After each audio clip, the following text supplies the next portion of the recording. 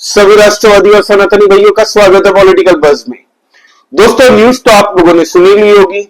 America ने Iran के तीनों न्यूक्लियर साइट्स को तबाह कर दिया। दोस्तों, आपको बता दूं कि कल जैसे ही B-2 बॉम्बर की तस्वीरें इजराइल के अंदर से आनी शुरू हुई, उस वक्त में ही लगने लग गया था कि अब अमेरिका हो सकता है कि स्टेप इन करे इस इजराइल और ईरान के युद्ध के बीच में। हालांकि ईरान की तरफ से जबरदस्त तरीके से बैलिस्टिक मिसाइल्स और ड्रोन से कुछ दिनों से हमले चल रहे थे इजराइल के अंदर में, और इजराइल भी ईरान के अंदर में जितने भी उनके की इंस्टॉलेशन, स्ट्रेटेजिक लोकेशंस, इनके कमांडर्स, जनरल, साइंटिस्ट जहां जहां छुपे थे, ढूंढ ढूंढ के उनको मार रहा था। लेकिन अब एक फैसिलिटी है न्यूक्लियर इनकी जो जमीन के बहुत गहराई में है और पहाड़ों से घिरा हुआ है, वो है दोस्तों फोर्डो न्यूक्लियर फैसिलिटी ईरान के अंदर में। और कहा जाता है इसकी गहराई 250 से 300 फुट जमीन के अंदर में थी। तो इसको तबाह करने के लिए पूरे विश्व में किसी के पास भी इतना सक्षम बंकर बस्टर बम नहीं था सिवाय अमेरिका के। तो इजराइल ने अमेरिका को कहा कि आपकी जरूरत हमें है, आप हमें बंकर बस्टर बम दीजिए या फिर आप ही इसका इलाज कीजिए। B-2 बॉम्बर वो एकमात्र ऐसा स्टेल्थ बॉम्बर प्लेन है दोस्तों अमेरिका का, $2 बिलियन का उस जमाने में बना था जब ये बनाए गए थे। टोटल 18 है ऐसे प्लेन्स अमेरिका के पास में आज की तारीख में। तो वही एकमात्र प्लेन है जो 40,000 पाउंड वाला बम अपने साथ कैरी कर सकता है। हालांकि ये टेक ऑफ नहीं कर पा रहा था। जो अमेरिकन एनालिस्ट को मैंने सुना, जो जिनकी स्पेशलिटी है B-2 बॉम्बर प्लेन को लेके, उन्होंने ये बताया कि B-2 bomber plane take off नहीं कर पा रहा था, इतना वजन हो चुका था, क्योंकि 2 उसमें बम लगाया गया था, ये मदर ऑफ ऑल बम जिसको कहा जाता दोस्तों, 40-40 हजार पाउंड के। इसीलिए इसने थोड़ा फ्यूल भर के अपने अंदर में इसने टेक ऑफ तो जैसे तैसे किया, साथ ही साथ में इसकी एयर रिफ्यूलिंग हवा में ही हुई थी। फिर वहां से उड़ के ये जाता है इजराइल के स्काईज के पास में से, वहां पे इनके कई अमेरिका के वॉरशिप्स आसपास में लगे हुए, तो वहां पे भी गया था। वहां पे भी इसकी थोड़ी बहुत फ्यूलिंग हुई और फिर जब इसने टेक ऑफ किया, सीधा जाके 3 न्यूक्लियर फैसिलिटी को तबाह कर दिया ईरान के अंदर में, नतांज, फोर्दो और एस्फहान। अब कहा जाता है दोस्तों एस्फहान इनका बहुत ही पुराना न्यूक्लियर बम को लेके ये सब रिसर्च पेपर, स्टडी, साइंटिस्ट लोग वहां पे बैठते हैं दोस्तों, और थोड़ा बहुत पुर्जा वहां पे बनता है।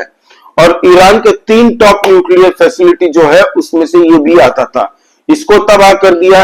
नतांज को तो इजराइल ने ही निपटा दिया था ऊपर ऊपर से, लेकिन इसको पूरी तरह से डिस्ट्रॉय करना, सुनिश्चित करना अमेरिका ने सोचा कि करके ही आते हैं, क्योंकि यहाँ पे यूरेनियम एनरिचमेंट प्रोग्राम चल रहा था, जो कि 60% से ज्यादा एनरिच इन लोगों ने कर लिया था, और ये लोग बस न्यूक्लियर बम बनाने के एकदम पास में आ चुके थे।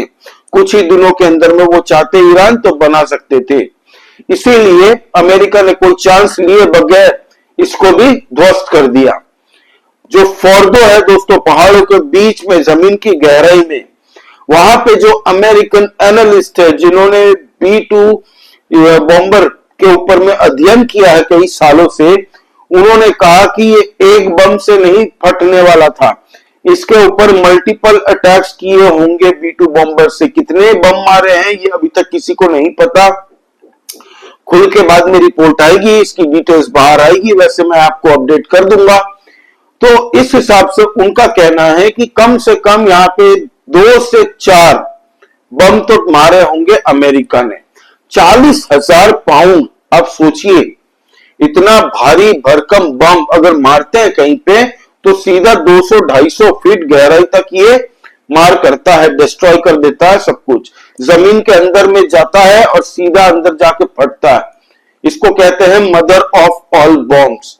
ऐसे ही अमेरिका ने एक सीरिया में भी मारा था और एक अफगानिस्तान के अंदर में भी मारा था। तब सबको पता चला था जब ये अफगानिस्तान में अमेरिका ने फेंका था ये बम आसमान से। और इसी बीच में इजराइल के F-35 फाइटर एयर जेट्स जितने भी थे, वो जाके स्ट्रेटेजिक लोकेशंस जितनी भी थी, जहां पे इनके मिसाइल रखे हुए थे, जहां से इनके ड्रोन उड़ रहे थे, जहां से इनके बैलिस्टिक मिसाइल्स उड़ रहे थे, उन सबको तबाह कर रहा था पैरेलली। तो ये इजराइल और अमेरिका की आप कह सकते हैं एक जुगलबंदी के साथ में ये ईरान के स्ट्रेटेजिक की लोकेशंस पे अटैक किया गया। अब दोस्तों बात करते हैं, दो मोटो था इजराइल का। एक था इनके न्यूक्लियर साइट्स को तबाह करना। 20-30 साल की ईरान की पूरी मेहनत पानी में चली गई।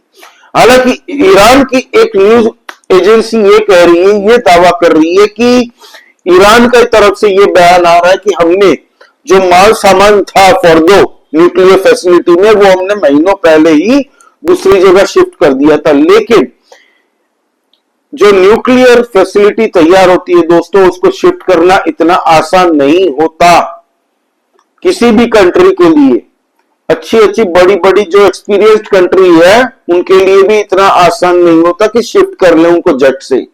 लेकिन ईरान ये दावा कर रहा है कि महीनों पहले ही हमने वो खाली कर दिया था और अपना जो प्रोग्राम था वो हमने शिफ्ट कर लिया था दूसरी जगह पे। हालांकि अभी कितना सच है कितना झूठ है नहीं पता, वो तो आने वाले वक्त में कहां भूकंप के झटके आ रहे हैं तब समझ में आएगा कि कहां पे किराना हिल्स बन चुका है। हालांकि पाकिस्तान, अब आते हैं पाकिस्तान के आसिम मुनीर ने कहा था ना कि डोनाल्ड ट्रंप को नोबेल पीस प्राइज दो, तो ये थे इनके नोबेल पीस प्राइज। कितने पीसफुल आप देख सकते हैं। और ये जो हमला हुआ है ईरान के अंदर में, इसकी पुष्टि खुद डोनाल्ड ट्रंप ने अपने बयान में की दोस्तों। उन्होंने एक प्रेस ब्रीफिंग के जरिए ये बताया कि किस तरीके से B-2 स्टेल्थ बॉम्बर प्लेन जाके ईरान की आसमान के अंदर में उन्होंने 3 न्यूक्लियर साइट्स को हिट किया है और B-2 बॉम्बर जो था इनका वो निकल चुका है ईरान के आसमान में, अब वो नहीं है, वो सुरक्षित निकल चुका है अटैक करने के बावजूद। उन्होंने एक्स प्लेटफॉर्म पे भी पोस्ट किया है दोस्तों। साथ ही साथ में बेंजामिन नेतन्याहू और इजराइल की बहुत ही तारीफ की है। साथ ही साथ में इजराइल ने भी तारीफ की है। बेंजामिन नेतन्याहू ने भी अपनी एक ब्रीफिंग दी है। आप ये सुनिए पहले बेंजामिन नेतन्याहू जो कि इजराइल के प्रधानमंत्री है वो क्या कह रहे हैं। Congratulations, President Trump. Your bold decision to target Iran's nuclear facilities with the awesome and righteous might of the United States will change history. In Operation Rising Lion, Israel has done truly amazing things. But in tonight's action against Iran's nuclear facilities, America has been truly unsurpassed. It has done what no other country on earth could do. History will record that President Trump acted to deny the world's most dangerous regime the world's most dangerous weapons. His leadership today has created a pivot of history that can help lead the Middle East and beyond to a future of prosperity and peace. President Trump and I often say, peace through strength. First comes strength, then comes peace. And tonight, President Trump and the United States acted with a lot of strength. President Trump, I thank you. The people of Israel thank you. The forces of civilization thank you. God bless America. God bless Israel. And may God bless our unshakable alliance, our unbreakable faith. सुना आपने दोस्तों। अब आते हैं हम लोग पाकिस्तान के ऊपर में। पाकिस्तान को ये जो खाने के लिए बुलाया था ना दोस्तों, हड्डी डाली थी ना अमेरिका ने, तो इसी काम के लिए डाली थी। इनका 2 ऑब्जेक्टिव था, एक था न्यूक्लियर फैसिलिटी को तबाह करना और दूसरा जो था वो खमीनी को उड़ाना। तो अब बचा है खमीनी। तो खमीनी का अब पता नहीं है कब भाई साहब क्या कहां निकलने, कब इनको इजराइल पहुंचा दे जन्नत।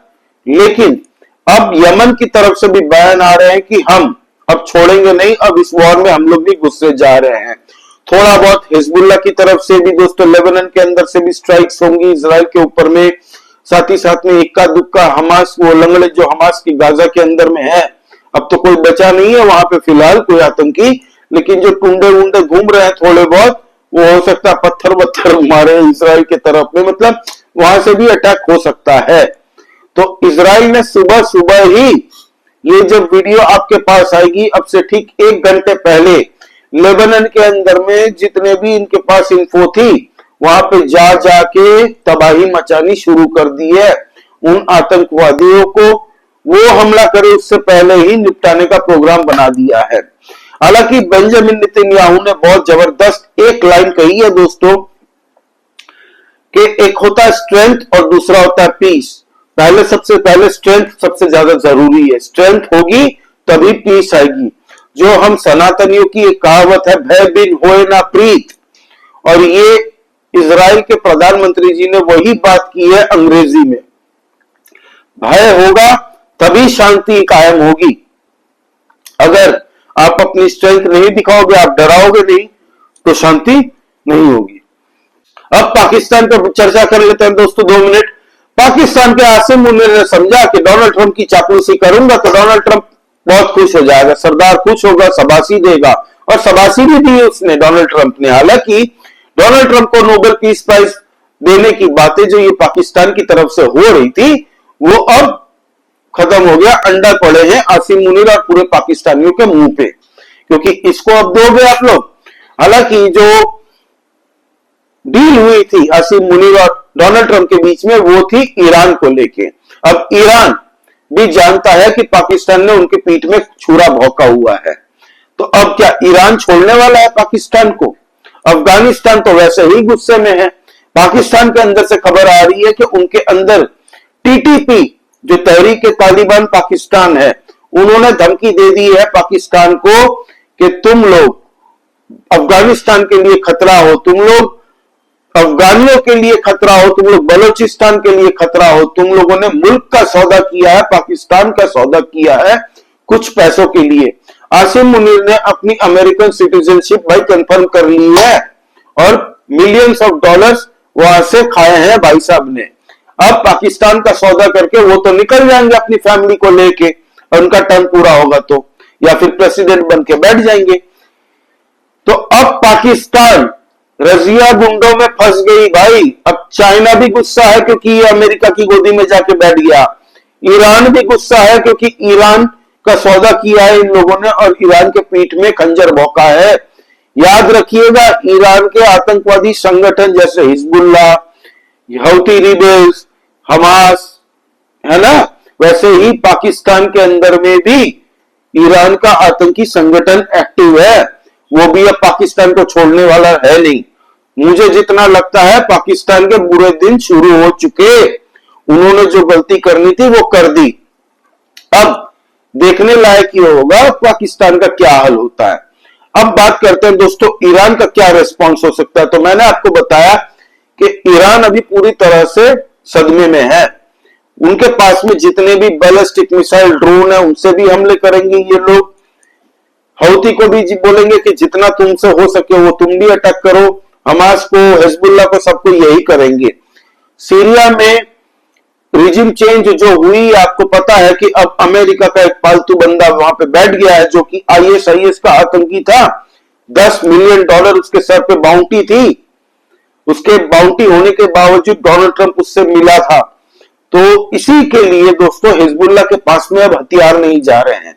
पहले सीरिया और लेबनान बॉर्डर के माध्यम से जितने हथियार मिलते थे हिजबुल्लाह को, वो सारे के सारे ईरान से जाते थे, पैसे, हथियार, लेकिन अब नहीं जाते वहां से।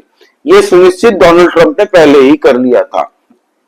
हालांकि डोनाल्ड ट्रंप ने यह कहा था कि मैं 2 हफ्ते का टाइम देता हूं ईरान को, 2 हफ्ते के बाद में अमेरिका डिसीजन लेगा, 2 हफ्ते के अंदर में, कि हमको इसमें पढ़ना है कि नहीं। 2 हफ्ते के अंदर हम लोग बताएंगे।